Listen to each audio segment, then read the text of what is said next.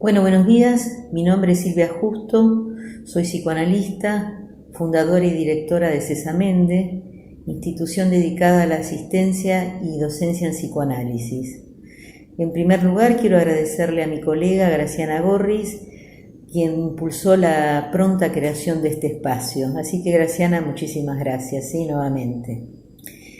Bueno, voy a hacer un breve recorrido sobre la angustia en relación a la teoría de Lacan y a la teoría de Freud.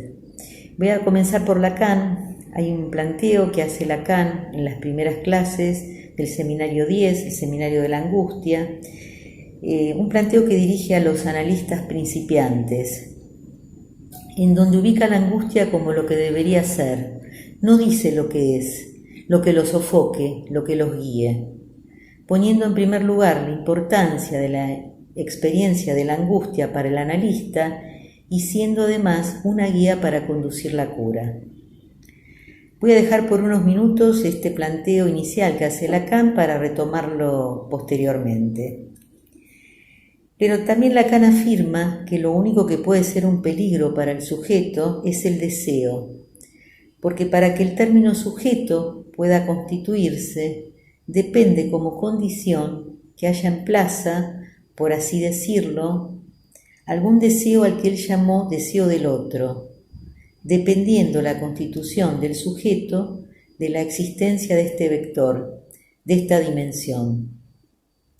Más aún, no es solamente a causa de este deseo que va a poder haber constitución del sujeto, sino que va a ser más bien a causa de que este deseo, lo que llamó deseo del otro como dimensión, esté causado por algo que es un irreductible, y por más que se ponga en juego toda la operatoria significante que hace que esa demanda se pueda escuchar como deseo, siempre va a haber un resto que no se pueda reducir por la vía significante, al que él llamó objeto A.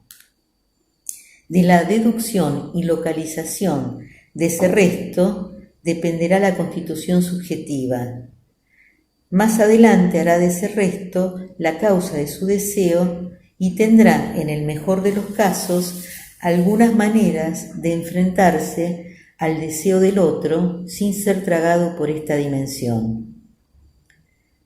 Cuando la angustia emerge, algo ocurre entre el sujeto y el deseo del otro, de tal manera que dado que no es posible localizar esta función como causa del deseo propio, este irreductible emerge. En la misma geografía, donde estarían dadas los requisitos para que del lado del sujeto se constituya un deseo, y ya estoy haciendo una separación entre deseo del lado del sujeto y dimensión deseo del otro, puede pasar que haya algún inconveniente, algún escollo, para poder hacer frente al deseo del otro y a localizar el orden de la falta. De ser así, la emergencia es de angustia. De poder localizar la falta, la constitución es de deseo. Entonces, con la misma combinatoria de términos, se ubica la constitución del sujeto como sujeto deseante, y cuando la angustia emerge, no es sin alguna fractura en este campo, ahora como señal de peligro respecto al deseo del otro, siendo lo peligroso no poder ubicar lo irreductible de ese deseo, y siendo también de esta forma un peligro al que vamos a llamar real. Todo el drama de la angustia se juega entre el sujeto y el deseo del otro, toda vez que no se puedan hacer las operaciones psíquicas suficientes como para que de ese deseo del otro se pueda armar el deseo del sujeto. Habría una alternancia. El mismo objeto A puede aparecer como un irreductible, y esto es motivo de angustia, o este mismo objeto puede funcionar como causa, y por lo tanto es un elemento de constitución del fantasma, sostén del deseo. La angustia es la señal que se produce en el yo respecto de un peligro real que amenaza al sujeto. El objeto A no funcionando como causa, sino como real, cuando no se sabe qué clase de objeto A se es para el deseo del otro, qué me quiere el otro, qué me goza, qué quiere el otro de mí en tanto objetalizado para su deseo. haciendo la salvedad que en realidad no siempre que se hable del objeto A se tiene un sentido unívoco. Habría que discernir cada vez que se lo menciona, en qué función se lo menciona, en qué nivel de aparición se lo pone. Ese no saber qué se es para el deseo del otro es absolutamente fundante, es un desconocimiento fundamental que funda algo. Y esto es relativo a la posición del inconsciente. Es en esta posición de ignorancia que esto ocurre. De esta manera, el objeto A está ocupando el lugar de una abertura que se produce entre el goce y el deseo. Habrá maneras más o menos penosas de acaparar goce en el síntoma, pero el tiempo de la angustia corresponde a una abertura, a una desunión irreparable entre el goce y el deseo, entre ese irreductible y el deseo. Si se lo toma como un movimiento de abajo hacia arriba en sentido del avance del goce en relación al deseo, nunca el goce va a estar prometido al deseo. Por más que avance, nunca va a coincidir. Lacan sostiene que hay dos barreras frente al goce, el amor y el deseo, y subraya la relación de angustia con el deseo, siendo esta un modo de sostén cuando el objeto está ausente, y a la inversa, el deseo es un remedio frente a la angustia, algo más fácil de soportar que la angustia misma. También sostiene que la angustia no está siempre en el interior del sujeto, sino que a menudo proviene del otro. En el seminario 8, el seminario de la transferencia, dice: si la angustia es una señal, significa que puede venir de otro. Entonces, para que un sujeto pueda ser deseante, es necesario que un objeto causa de su deseo pueda faltarle. Cuando ese objeto A llega a no faltarle, el sujeto se precipita en una relación extraña. Es ahí donde surge la angustia. Habría entonces dos teorías de la angustia en Lacan. Una es ante la falta de la falta, ahí donde tiene que faltar hay, y como ejemplo tenemos a la madre de Juanito. Y la segunda teoría es ante lo irreductible del deseo del otro, ante el goce del otro, ante ese qué me quiere el otro. Plantear que la angustia no es sin objeto es la forma que muchas veces utiliza Lacan para nombrar, para indicar una condición necesaria. No es sin objeto A, con lo cual el objeto A se convierte en condición necesaria para la emergencia de angustia. Él está tratando de despegar de toda una tradición filosófica y psicológica en donde justamente se la opone al miedo. El miedo tendría un objeto y la angustia no lo tendría. Para los empiristas, la angustia es sin objeto, mientras que el miedo es con objeto. Para Lacan, la angustia es con objeto no empírico. Como es un objeto que no se percibe, los empiristas no lo toman en cuenta. Justamente, la angustia, con rigor y riqueza clínica, ubica o señaliza el invento lacaniano, el A, y es la brújula que orienta al analista. Volvamos al inicio de esta exposición, donde Lacan ubica la experiencia de la angustia. El angustiarse del lado del analista principiante. Él dice lo que lo sofoque, lo que les provoque una sensación de ahogo. Si un analista, seguramente corrido de su función, puede darse cuenta que es algo de esto lo que le sucede, si puede darse cuenta que no tiene con qué responder a eso, que alguna otra cosa tendrá que hacer, quiero decir que lo que el otro reclama, el entrevistado, el analizante, el consultante, no lo tiene el analista ni nadie, solamente advirtiéndose de esto es que algo se puede hacer con esto. Entonces, que esta cuestión de que la angustia debería ser lo que nos sofoque y también lo que nos guíe, deja abierta la posibilidad de la experiencia de la angustia del lado del analista, puesto en relación a la demanda del otro. La demanda del otro, inexorablemente, abre la dimensión del deseo del otro para el analista. Este no es el problema. La cuestión es qué se hace con esto. el consultante, sea lo que sea que demande, la felicidad, la cura o lo que se les ocurra, es prácticamente impensable que no suceda que se abra, para aquel que está en el lugar del analista, demandado por el consultante, y cuando hablo de demanda no hablo de pedido, hablo de articulación significante, digo demandado por el consultante, que no se abra la dimensión del deseo del otro.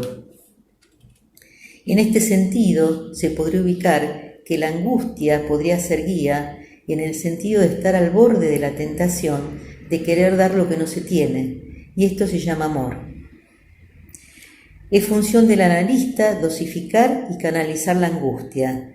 Primero hay que enmarcarla en el discurso yoico para posteriormente enmarcarla en los desfiladeros del significante. Porque la angustia, que es un afecto, no se reprime. Lo que se reprime son los significantes que la enmarcan, hasta el punto de máximo acercamiento a la condición misma de la existencia, que es la castración. Ese es el destino de la angustia en la cura, y justamente por esto es el motor y la guía, porque la intensidad de su presencia es un indicador de la aproximación a la castración. Bueno, respecto a Freud tengo para contarles algo que tiene que ver con un texto de él, que es Inhibición, síntoma y angustia, que marca un momento muy importante en su teoría, ya que va a implicar una revisión de la teoría de la angustia y de sus relaciones con la formación de síntomas, y por otro lado, la postulación del complejo de castración como el referente central de todo síntoma. Por lo tanto, la angustia lleva a Freud a la castración, pero la castración no designa solamente a la angustia. Ante todo va a designar un complejo. Complejo significa cierta universalidad, significa que hay una organización de las representaciones por referencia a tal o cual imagen traumatizante, y va a remitir a un aspecto estructurante para el conjunto libidinal del sujeto, para el conjunto de la vida libidinal del sujeto. En este texto va a reubicar la sexualidad en torno al complejo de castración, en torno al falo. Cada tipo de neurosis tomaría distintos mecanismos psíquicos para enfrentar el peligro de castración, pero tanto en la neurosis obsesiva como en la histeria como en la fobia, este complejo actuaría como motor. En este texto, Freud dice que los síntomas son creados para evitar la situación de peligro, que es señalada mediante el desarrollo de angustia, el peligro de castración. Si se obstaculiza la formación de síntomas, vuelve la angustia, a no ser que el síntoma sea la angustia. Hago esta salvedad, ¿sí? En los tres tipos de neurosis, en donde es especialmente evidente, es en la fobia. Incluso una fobia es preferible a la angustia, ya que reemplaza la angustia por el miedo. Como la angustia no está enfocada en un objeto particular, sino que gira en torno de una ausencia, el miedo, en cambio, está centrado en un objeto particular y de tal modo puede ser elaborado simbólicamente. En la neurosis obsesiva, bueno, esto que ya todos conocemos, se reprime la representación y el afecto pasa a los rituales obsesivos, las dudas y todos los mecanismos obsesivos, los demás mecanismos obsesivos.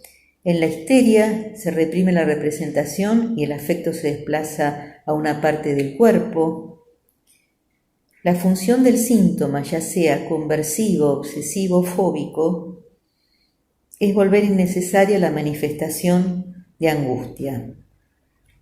Freud tiene dos teorías también de la angustia. La primera es la represión causa la angustia y la segunda es la angustia señal para que haya represión. Le va a asignar dos fuentes diferentes, una que es involuntaria, automática e inconsciente. Cuando se presenta una situación análoga a la del nacimiento y pone en riesgo la vida del sujeto. Y otra voluntaria, consciente, que sería producida por el yo cuando una situación de peligro real lo amenaza. La angustia tendría aquí la función de evitar el peligro. También va a distinguir dos niveles. El primer nivel es un afecto entre sensación y sentimiento, una reacción a una pérdida, a una separación. Esta es la angustia originaria o automática definida por Freud y es provocada por el lado del desamparo psíquico del lactante, separado de su madre, que satisface todas sus necesidades sin demora. Y el segundo nivel es un afecto señal como reacción al peligro de castración en un tiempo en que el yo del sujeto intenta sustraerse de la hostilidad del superyo. Es la angustia que aparece en la etapa fálica. Por lo tanto, para Freud, la irrupción de la angustia es siempre articulable a la pérdida de un objeto fuertemente investido, ya se trate de la madre o del falo. Si toda angustia es de castración, las formas imaginarias de las que se sirve es la falta de los genitales. Todo el Edipo freudiano se organiza alrededor de la falta de pene en la madre. Y tanto para Freud como para Lacan, los objetos ausentes tienen mayor consecuencia. Mientras que Freud traza una distinción entre el miedo focalizado en un objeto específico y la angustia sin focalizar, Lacan sostiene que la angustia involucra un objeto que no puede simbolizarse del mismo modo que todos los demás. Si la clínica psicoanalítica es el tratamiento de lo real a través de lo simbólico, podemos pensar que la angustia parte de lo real, lo que le va a dar su sentido a la naturaleza del goce. En lo imaginario tiene su sede en el yo. A la angustia se la siente. En lo simbólico están los significantes que la enmarcan. Si Freud dice que la angustia es una señal, en el yo, una señal en esta superficie que se dirige al sujeto, pero también tenemos que recordar que en Freud no está la teoría del sujeto, no hay una teoría del sujeto, tomarla como señal implica considerarla como algo que remite a otro orden, que posee una condición de reenvío a otro régimen, o sea que no se representa a sí mismo, no es significante, por eso mismo no se interpreta directamente porque no hay que interpretar. Bueno, esto es todo lo que tenía para decirles, espero que les haya sido de utilidad, especialmente para los analistas en formación. Cualquier pregunta o comentario que quieran hacer pueden mandar un mail a info@cesamende.com. Antes de finalizar, quiero agradecerle a Horacio Sema, que es nuestro webmaster y nuestro editor, y bueno, espero encontrarlos pronto, ¿sí? Que tengan muy buenos días.